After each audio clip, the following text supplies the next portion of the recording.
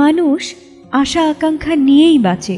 আল্লাহ তাআলার সন্তুষ্টি আদায়ের জন্য ও মনের আশা পূরণে কত কিছুই না করে থাকে তারা। তবে আশা পূরণ কি এত সহজে হয়?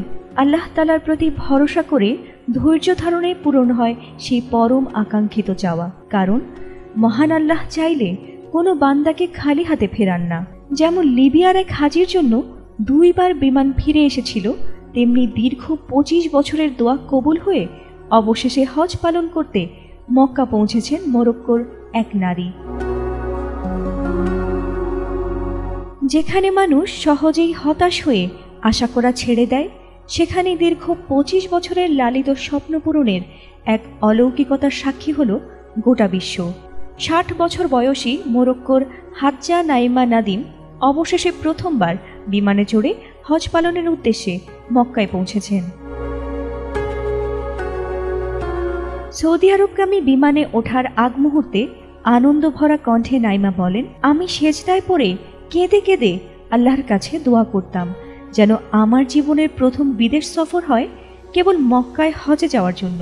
আল্লাহ আমার দোয়া কবুল করেছেন। এটিই তার জীবনের প্রথম বিমান সফর বলে জানান নাইমা। এছাড়া মক্কা রুট উদ্যোগের মাধ্যমে হজের সেবা ও সুবিধার জন্য কৃতজ্ঞতা প্রকাশ করেন তিনি। জানা যায় 2018 সালে মক্কা রুট নামের একটি কর্মসূচি শুরু হয়, যেখানে পাকিস্তান, মরক্কো, বাংলাদেশ সহ কয়েকটি দেশের হজ যাত্রীদের সুবিধার্থে নিজ দেশেই সব আনুষ্ঠানিকতা সম্পন্ন করা হয়। বায়োমেট্রিক সংগ্রহ, electronic visa issue, passport check সহ স্বাস্থ্য সংশ্লিষ্ট সব প্রক্রিয়া এর মধ্যে অন্তর্ভুক্ত।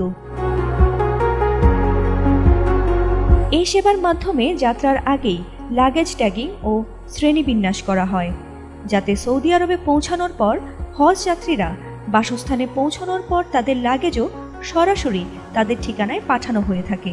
এই উদ্যোগের ফলে সময় ও শ্রম যেমন সাশ্রয় হচ্ছে, তেমনি হজ যাত্রীদের জন্য সেবার মান আরও উন্নত হয়েছে বলে জানায় সংশ্লিষ্ট কর্তৃপক্ষ। ফাতিমা সুলতানা, এটিএন বাংলা।